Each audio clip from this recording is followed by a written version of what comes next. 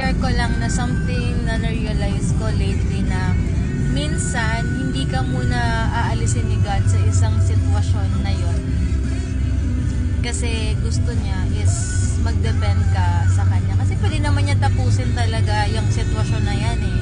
Kung saan ka nahihirapan. Pero nakikita ko kasi minsan kapag okay yung sitwasyon, diba?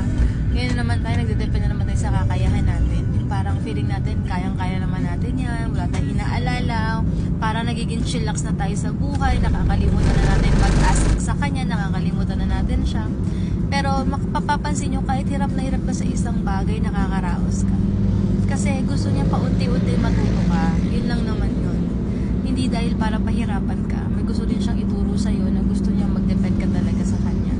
Yun lang. Yun lang yung something na na-realize ko na parang sabi ko, ay natin pwede naman tapusin. Pero ayaw ni God yung gusto niya mag-depend ka sa Kanya.